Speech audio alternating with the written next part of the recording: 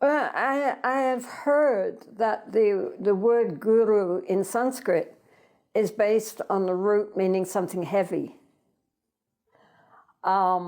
Anyway, it implies like a master of something, like you have a guru for dance, for musical instruments, for grammar, and so forth. So in the original, it just meant like a teacher at the level of being a master of their science. In Tibetan, it was translated as lama. La meaning something superior, and ma meaning a mother.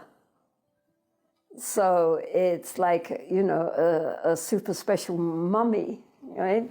So like as a mother cares for her child, her only child, I think it has that sense of, you know, wanting that kind of warmth and caring that a mother would give to bringing up her child. So like that, basically. Again, nowadays the word lama has become very adulterated, and anybody practically can be called lama if you say 2 words of Dharma.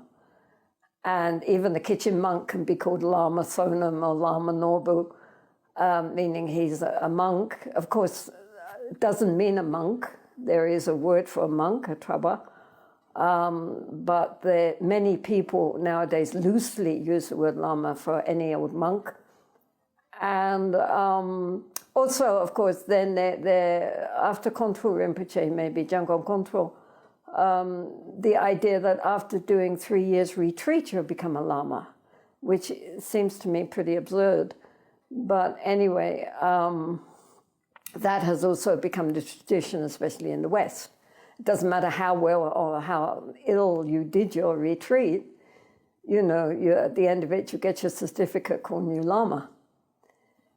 So nowadays the word doesn't really have too much meaning. But when traditionally it was meant to be a teacher in the sense of somebody who themselves had mastered their skills and then would transfer it to oneself.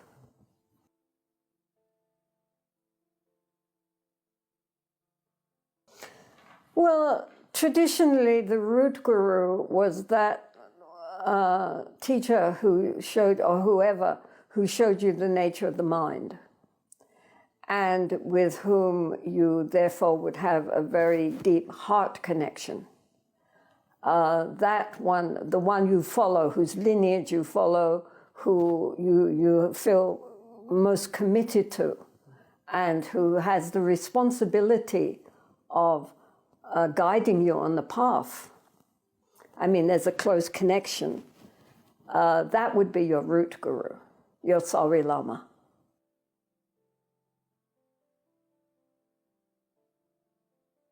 I would say no. I don't think to start with you need it. I mean, if we look on the Lama, a well-endowed Lama, as like a PhD professor, then we don't go to them to learn the cat sat on the mat, right? You have an infant school teacher for that, right?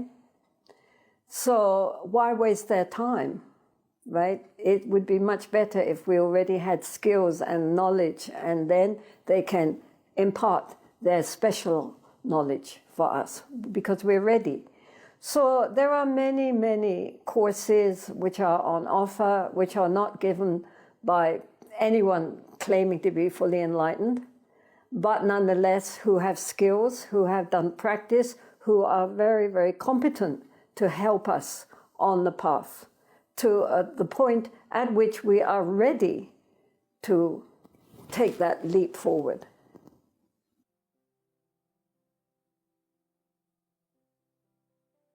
Ideally so. I mean, that there is that immediate or later sense of commitment on both sides. But of course nowadays, when so many of the lamas have hundreds, if not thousands of students, then that is not always so, at least not on the part of the lama.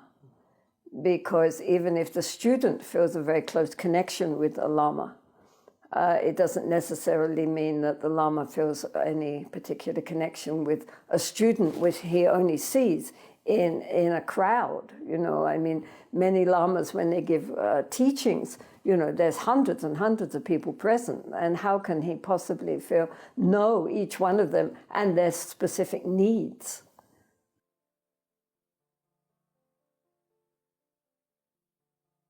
Well, I mean, to be honest,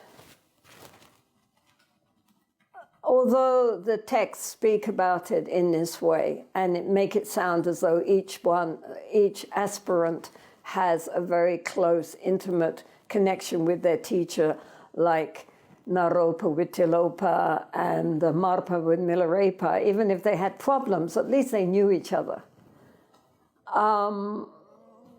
But in fact, in Tibet, even among the monks, what to speak of lay people, they didn't really have a very close connection with their Lama.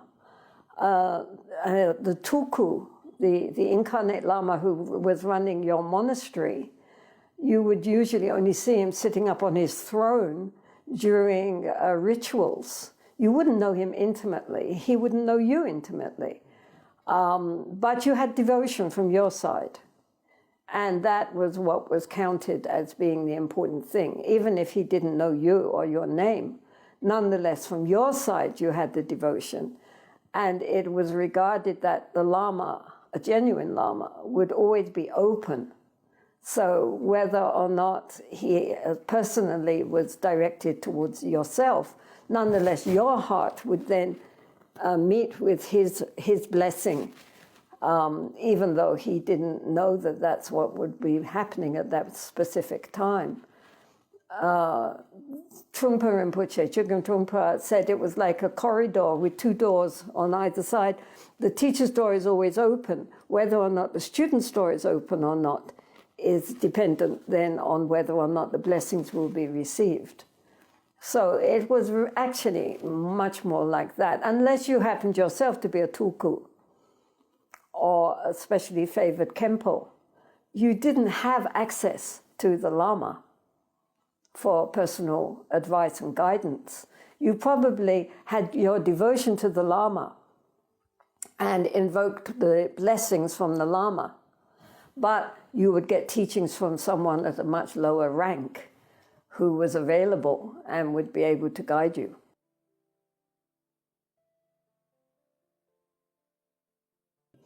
Well, I think if we have to ask a question, then we haven't found our teacher.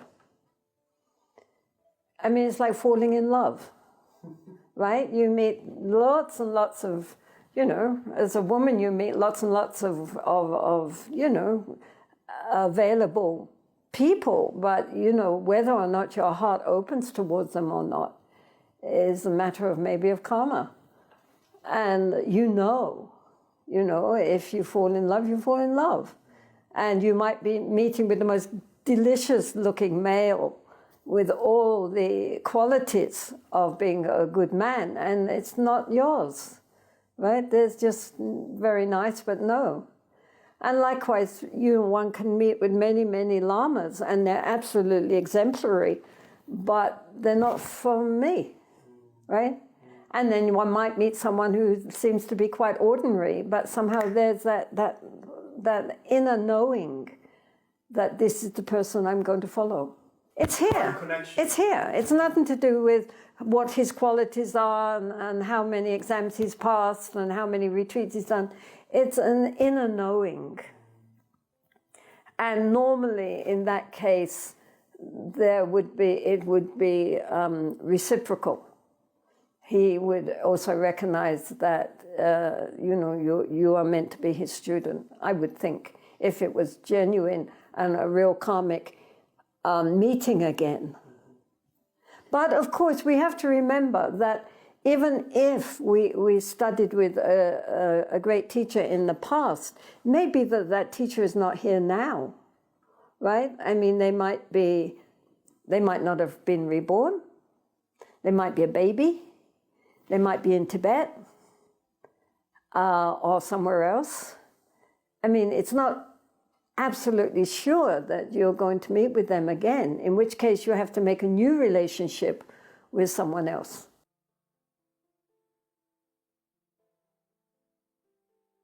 Well, you don't have to jump right in the deep end of the swimming pool. Mm-hmm. I mean, you then check up, right? I mean, even in the tantric texts, it recommends up to 12 years of investigation. Of course, nobody does 12 years, but I mean, the idea is you don't jump into this. This is a very important commitment on both sides. My Lama, Kamtu Rinpoche, when I asked him about a certain Lama who was very controversial, but whom he knew well, what he thought of that Lama. And he thought, and then he said, well, at that level, it's very difficult to tell. You have to wait 20 years and then look at his students. Mm-hmm. And the idea being that, you know, especially with a prominent Lama, how have his students evolved? Right? Would you want to be like that? So we can start by being very cautious. I mean, just because you receive empowerments, wongs, from a Lama doesn't make him your root guru. For example, His Holiness the Dalai Lama says he has 25 Lamas on his refuge tree. All the Lamas he ever got any teachings from, even ones he knows were not really actually like his regents, were quite corrupt and tried to kill each other. Nonetheless, he says, I have them on my refuge tree because to me, personally, they were very kind. And I know what they did, but anyway, nonetheless, I'm grateful to them. So the idea then, of course, he has two main teachers who he feels are his real root gurus, but he allows all the others and shows his respect and appreciation for everybody. So you don't have to get narrowed down, this is the only guru and I mustn't look at any other gurus, that would be unfaithful. The Tibetans themselves had many, many teachers and appreciated many, many teachers, but eventually there was one who rose from that, who was especially meaningful for them, and usually whose lineage they would follow.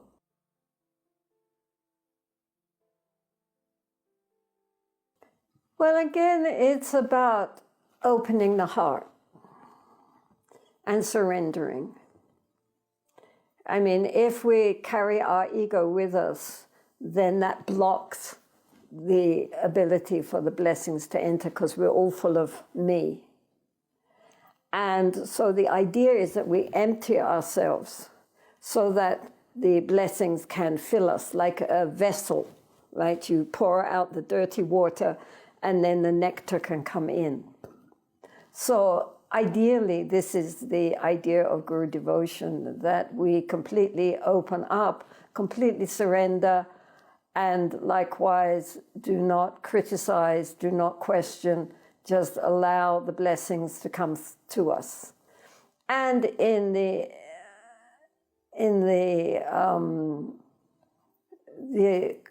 incidence of a good Lama who is not only fully qualified but immaculate in body, speech, and mind, then this is an especially quick way. It is said that through meditation we may or may not get there, but through open-hearted devotion, it's for sure. So there's a lot of emphasis on this ability to surrender.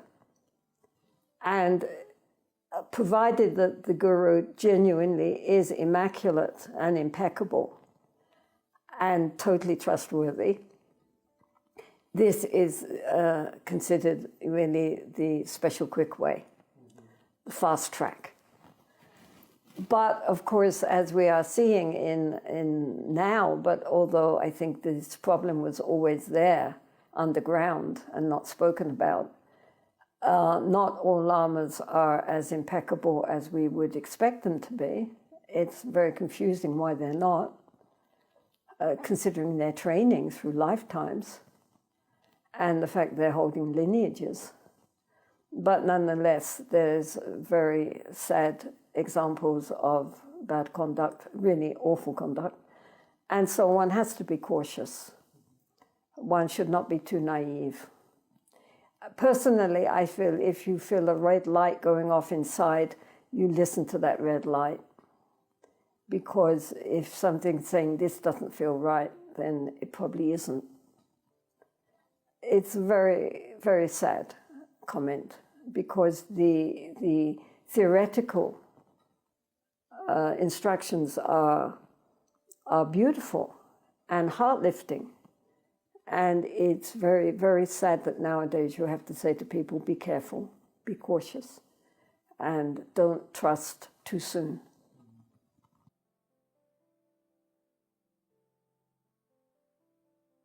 Every Lama would argue against that and say the whole point is to throw out your common sense. But in fact, unfortunately, it's been shown that when we do that, we can end up feeling totally crushed, confused, humiliated, and even losing faith in the Dharma. So in those cases where students and especially women have come across this very, very sad comment on the misuse of devotion, I say go for refuge to the Dharma, because the Dharma is completely pure and impeccable and will never corrupt you. But of course, if you are with a Lama who is genuine and is impeccable, and there has never been any whiff of any kind of scandal, then that is very fortunate, and you can relax and just open your heart totally, because they won't ask you to do anything which you would feel is inappropriate.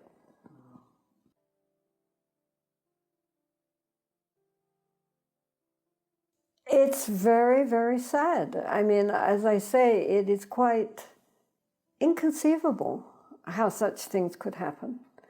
I think that it's important to remember that this is just a small percentage. It is the majority of lamas and teachers and monks are perfectly reliable and trustworthy and excellent in body, speech, and mind. But there are the few, not necessarily those you would expect, who have contravened the understanding of being trustworthy. And as I say, in that case, I think you have to accept that that's what happened. Who knows why? It's very, very sad and quite bewildering. But don't give up the Dharma.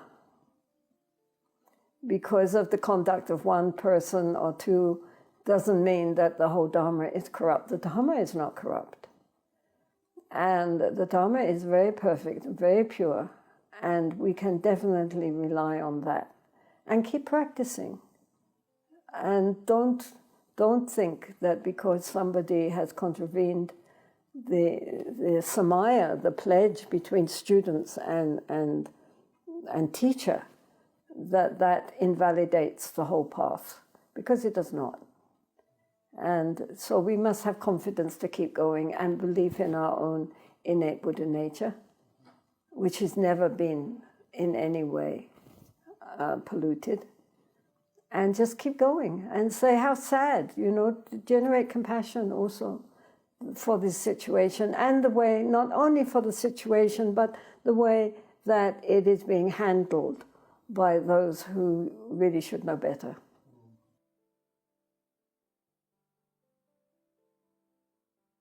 Different lamas are different and expect different things. But I think, to my mind, a good lama are those who are teaching their students not only to practice the Dharma, but to grow in the Dharma so that they become adults.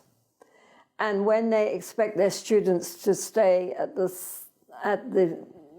point of being just dependent on the Lama for everything, and no ability to make any mature decisions because they're always running to Lama for his advice and his modes and so forth. I think that is, to my mind, a very psychologically dangerous situation. And one should look for that in the Lama. How are his students responding as they they mature. In the beginning, we need to listen to the Lama and take their advice, because we have a Lama because we assume they know a whole lot more than we do. And they can see ahead on the path where we can't see because we've never been there. I mean, the whole point of a spiritual teacher is our trust that they have arrived where we are seeking to go. That they know the path very well, not because they read about it and heard about it, because they themselves have actually walked that way and they know it very well. It's it's part of who they are. And then they can transmit to us where to go, where to detour, don't go that way, go this way, and so forth, because they themselves have seen it.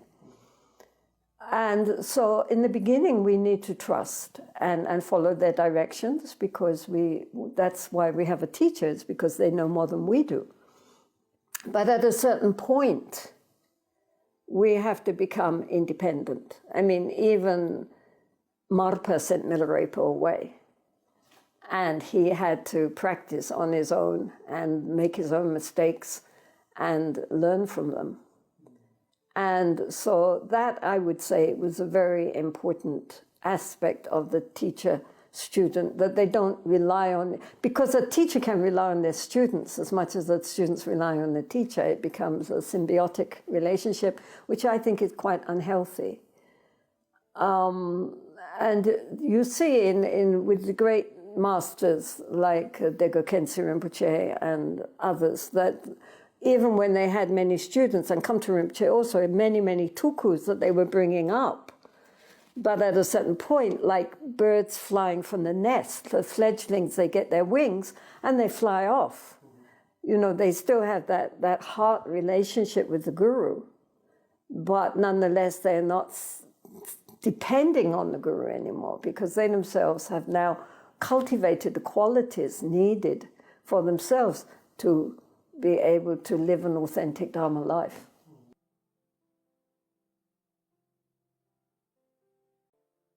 Absolutely. I mean, the point is that when these lamas, certain lamas talk about samaya, it all seems very one-sided.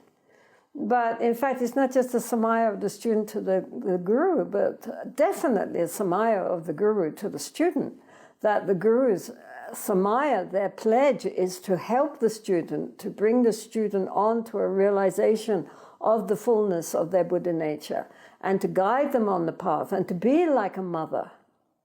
You know, I mean, the problem is that in the Vajrayana system, we are taught to look on the guru like a father. And in fact, often in the prayers, he is called Pa, which is like daddy, right? It's not even the formal yab, but Pa,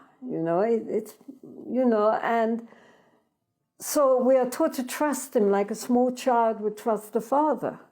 The father is the one secure thing that you can believe in this very bewildering world. You run to your daddy.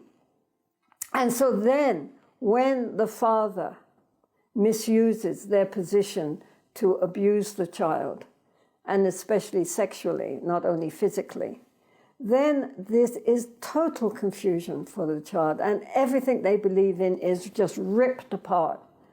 And the child basically never really gets over it. They carry it forever as a deep wound inside. And so this on the spiritual path is what these lamas are doing.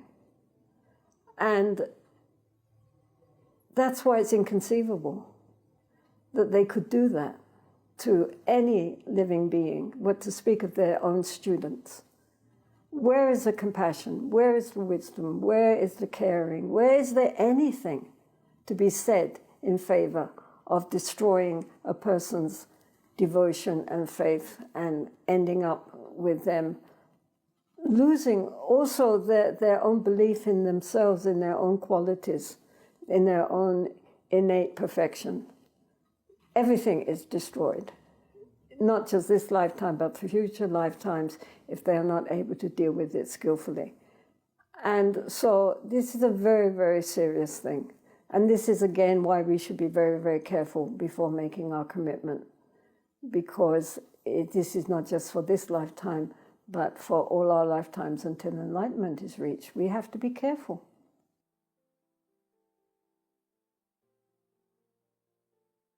Of course, of course. And I mean, in the end, even you have the most magnificent teacher and you have a real heartfelt connection with them, they still cannot walk the path for you. I mean, as the Buddha said, Buddha's only pointing the way. You yourself must walk the path.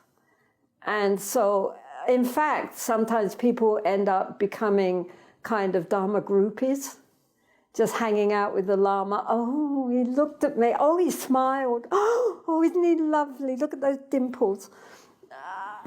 And they completely missed the point. And this is very common nowadays, especially in the West and in China. And it's not about the charisma of the Lama. It's not about, you know, how cute he is or is not. It's about the ability to transmit the Dharma to us in a way that we can move forward and actualize his teachings. That's the point. And so even if we don't have a very deep, heartfelt connection with anyone, you can't force it, but you can still practice. And that's much more important than having a cozy heart-to-heart relationship and no practice. Just getting, you know, like they're a pop star or a football player or something.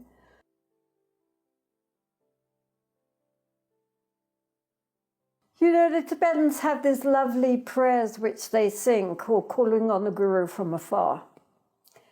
And they're very heartfelt and beautiful. And it's understood that you're not always going to be sitting in front of the Guru.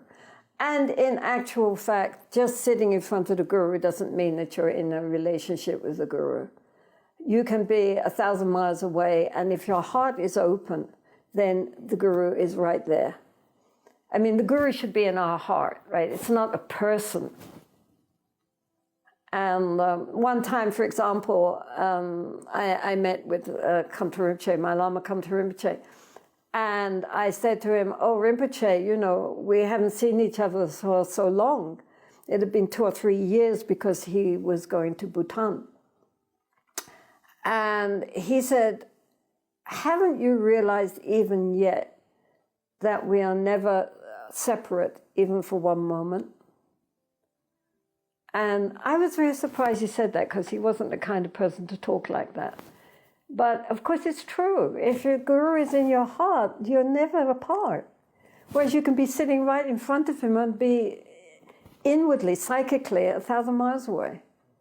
So we should give up this. I mean, in the Tibetan tradition, usually when you see your Lama visualizing for Guru Yoga, it is in idealized form, like in the Kagyapa Vajradhara and in the Nyingmapa Guru Rinpoche or Samantabhadra, and so forth, because we should not think that the Lama is the embodiment, right?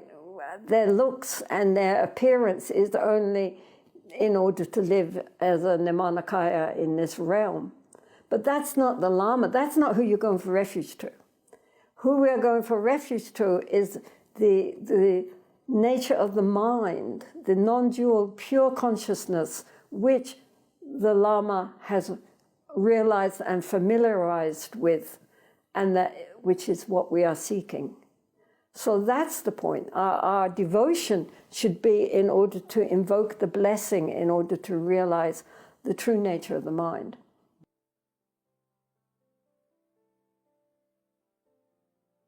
Because we need blessings.